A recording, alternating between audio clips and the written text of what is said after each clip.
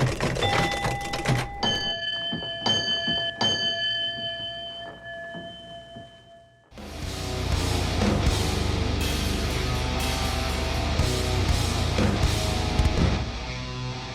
week's episode is sponsored by Helio Gas Detection.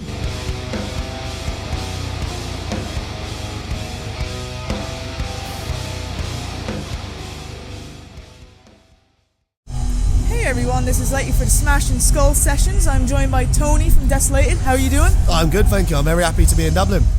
All good. Welcome to the podcast and welcome to Ireland. Thank you. Have you had much time to explore the city, or? Well, not this time. I've been here before on like a weekend holiday, as probably everyone from the UK has. But no, so we played last night in Belfast, a place called Limelight, and then we drove overnight from there to here, which again only like 2 hours, and then I had some time this morning. I was walking down, do you know like the bit by like O'Connell Street by the river and that? Yeah. So I had breakfast and a coffee at a place there, which cost me way too much money. And then, other than that, I realised that my club card works, the UK club card works in Tesco's over here now. So it's been a good day all in all. What's your favourite item from Tesco? What's your go-to meal deal? Well, my parents, right, this one for the listeners, my parents are actually Irish, right, but I was born in England, and I'm a big fan of the Tato's crisps. We don't really get them back home, so smoky bacon Tato's crisp was the make of my meal deal today. Classic, absolute classic. To our listeners who maybe haven't heard of you guys before, could you introduce yourself and your role in the band? Right, well, my name is Tony. I'm now the singer of the band. Historically, I was the bass player of the band for many, many years, and our singer, Paul, has started branching out into putting on shows in Southampton. So he runs a venue down there, and he's booking quite fairly big bands. So he decided that he'd been doing this for 15, 16 years, and he now wanted to get more into his booking. So he decided, I'm going to go into that full time. So I historically have always sung in other bands. So they was like, it makes more sense if you do it. So now I'm the singer. We've got a new album coming out next year. So anyone that might go and listen now, or anyone that's at this show will hear how I sing the songs. If you listen to an album, it'll be Paul singing on it. But yeah, from the new album, which we've got recorded, it'll be me on it. Awesome. I've been jamming out to the single a lot. Oh, Victim. Yeah. No, we've had to. That's Scott poured it as well. So we've re-recorded stuff, and but yeah, it's exciting. It's nerve-wracking because Paul's been such a historic figure in the band, and like Desolated's quite big worldwide, more so I'd say than in the UK at this current point in time. And there are literally people that have said to us before, like, I've been listening to this band since I was like 13 years old. And he has been a key figure in people's lives. So it's a scary change to take on that role of someone that's so important and influential for people. But I feel like I can do a good enough job, so I'm excited for it. I heard the guys sound check earlier. No complaints from me whatsoever. Thank you, I appreciate that, man. No worries at all. So, how was Belfast last night? Good crowd? Yeah, it was a different crowd than we normally play to. Malevolence obviously have taken like metal music and run with it, and they've got a very diverse crowd. There's a lot of like older men there, your typical metalhead men, long beards, battle jacket vests, and when we was getting ready to go on, I was looking out and thinking, I'm not really sure how they're gonna take to us. We're a very sort of niche type of music. And we played it. It went really well. Usually when we play, we have like a horseshoe in the crowd. It's like a mosh pit or whatever. And this show we played at a barrier, and we had like people at the barrier. It was a change of pace. And as we come off stage afterwards, I had like a load of older people, like younger girls and stuff like that, and were saying like, I've never heard of you before, but I watched it. It was really good. So I think it was an important show for us, really, because everyone wants to branch out and get more fans in. You don't want to just be pigeonholed into one thing. So yeah, I really enjoyed it. It was a good laugh. I've never been there. Desolated's never played in Ireland before, so it was great for us. It's your maiden voyage. Yeah, pretty much. This was our pilgrimage. We played everywhere in the entire world, but never over the river.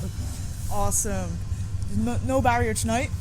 No, which is surprising because this venue is massive, isn't it? I'm most excited about there being a balcony. I've always wanted to play a show with a balcony, and I don't know why. I think it's from being a kid. You go to see a big band at a show, at a big venue, it's got a balcony, and you think, this is so sick. I've always wanted like people down there saying, people in seats, and be like, yes. But yeah, so that's what I'm really excited for, and the no barrier, because I like to get a lot of people doing stage dives. So no barrier really suits me. It's gonna be sick. I cannot wait. So you guys released a new single, Victim, in January. How was the recording process for it? So we recorded it at a place called Studio 6 with a guy called Stu McKay. This is in Swindon. But the way that we record pretty much every song, our guitar player Richie is a master of anything creative. Literally anything. The guy can paint like he's Vincent van Gogh. He can record bands. So we demo everything at Richie's house. We'll have everything lined up about how it's going to go, and it will be structured out. And then we'll take it to a studio. And where it was only one single, it was just a case of Charlie recorded the drums, I think, in Sheffield, a place called Treehouse Studios. We had the drums sent through.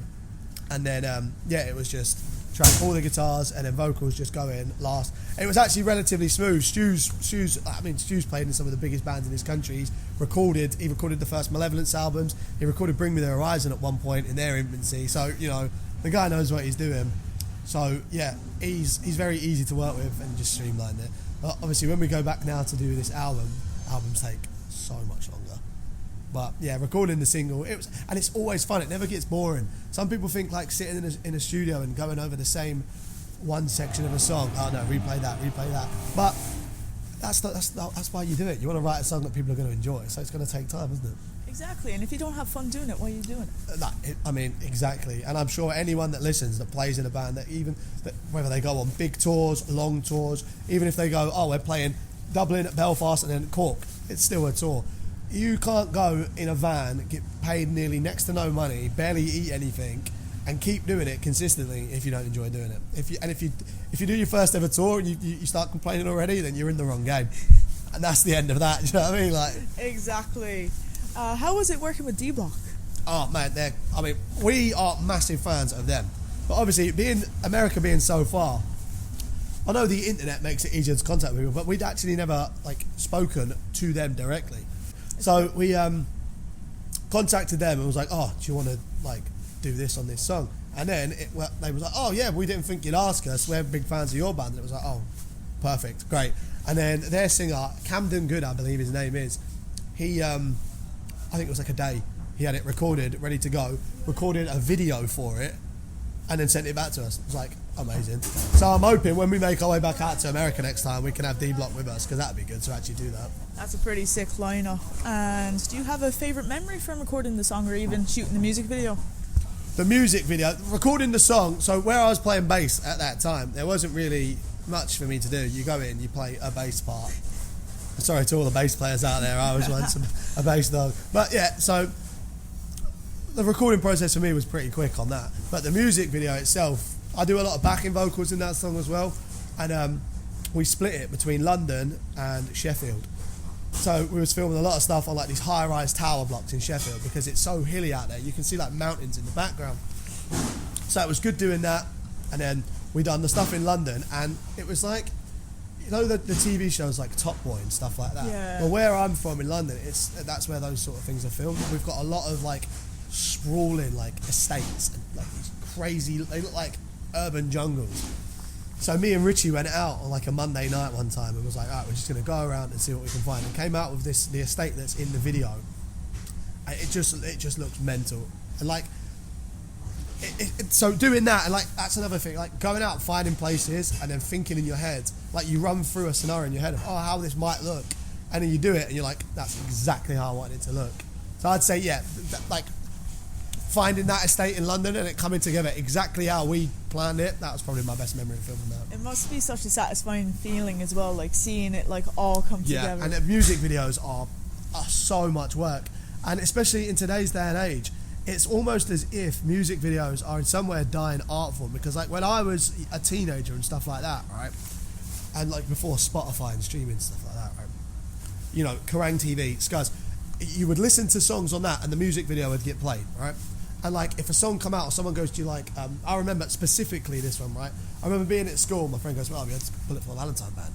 I was like, no, I haven't. He was like, go and listen to this song. It was on the Poison album, right? It was A Hand of Blood. Go and listen to this song, get this music video up. And you'd go home, you'd go on YouTube and you'd search it, and you'd just play this music video over and over and over again. And then in today's day and age, someone goes to you, have you heard of this band? And you go, oh, no, I haven't. You just load Spotify up, Apple Music, whatever it is, and you listen to the song. So it's very rare that people sort of go and watch a music video. But at the same time, I don't know whether it's because we're from, I don't want to say a generation prior because we're not that old, but we still think it's it gives more of an impact to a song. You're going to release a single, boom, there's a music video, and you want a high quality production. Like we've got a guy with us at the moment called Daniel Priest. If anyone doesn't know him, you need to look him up. He's done every band that you've ever loved in your life. He's done their music video, I guarantee you, and it is a level of quality that normal people can't make. Like one of my favourites from the American scene, he works a lot with like the Midwest kind of bands, Menzingers, Modern Baseball. His name is Kyle Frash. Yeah. And he did the Menzingers After the Party, not Violent Soho, Sorority House. Okay. And just the way his storytelling is like amazing. But that's what I think is important as well about a videographer, because it's the same with a record producer. If you're a folk band, an indie band, an emo band, and like bear in mind, that's a lot of my favourite music is Midwest emo as well. I love that stuff.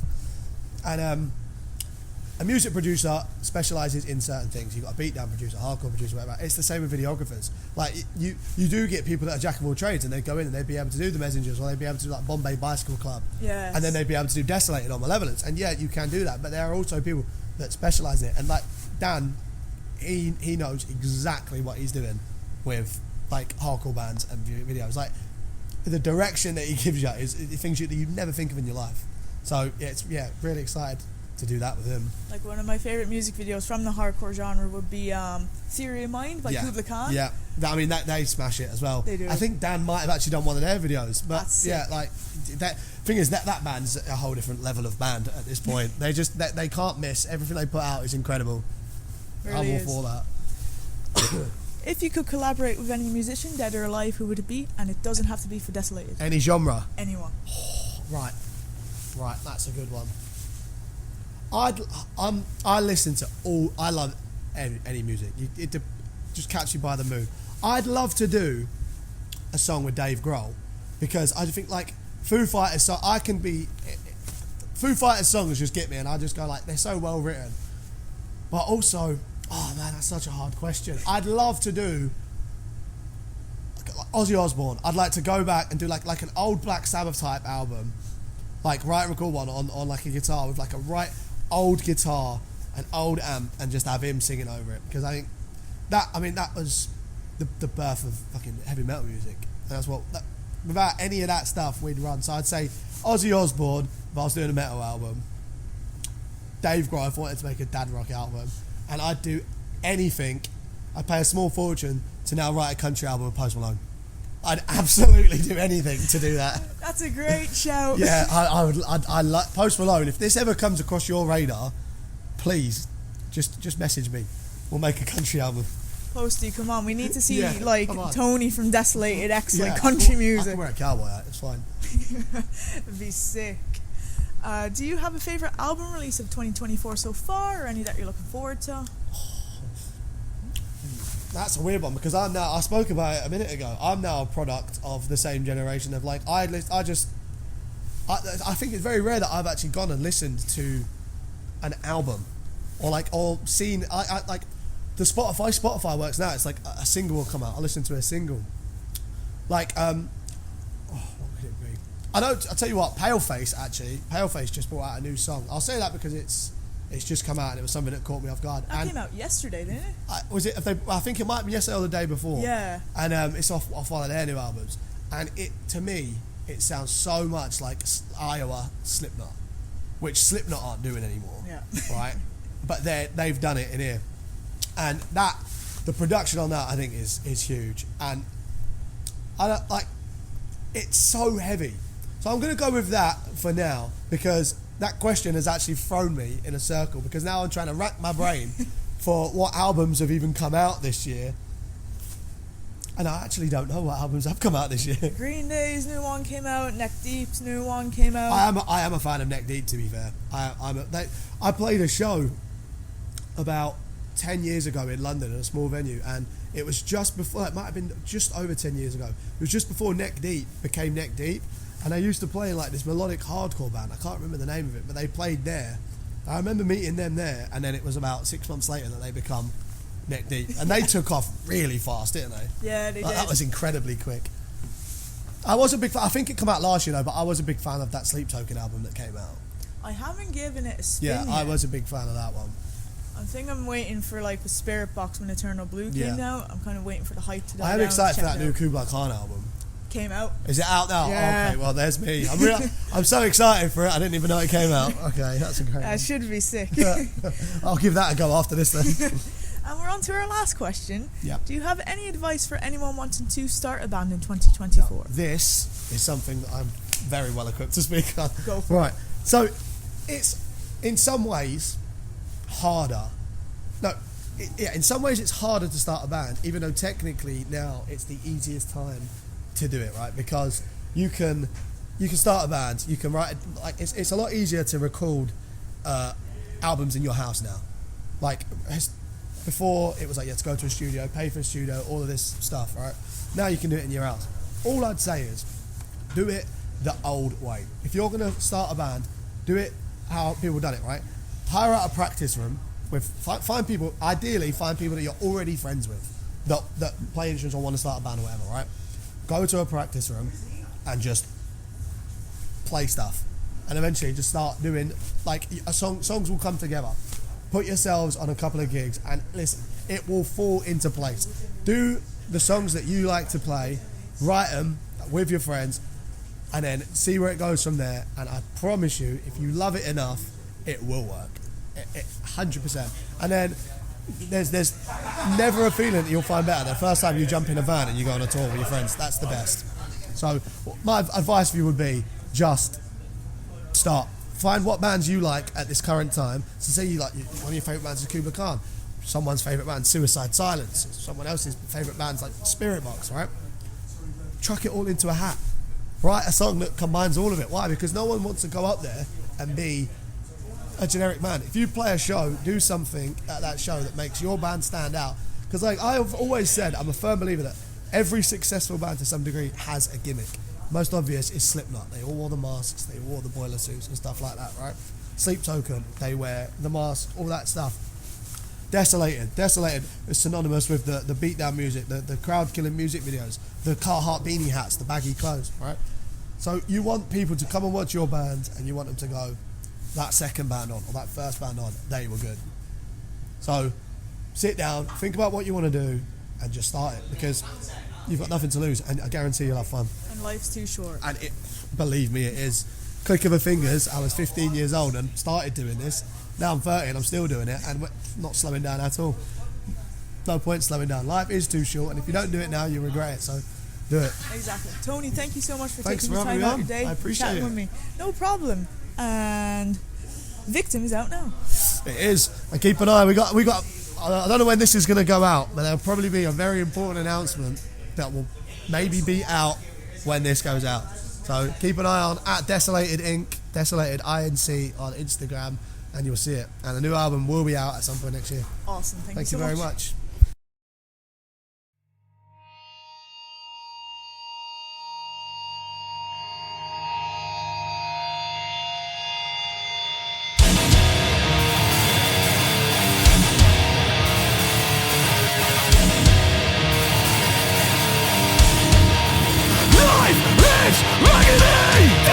Deserve! Right now, this is your turn! If you refuse to suffer!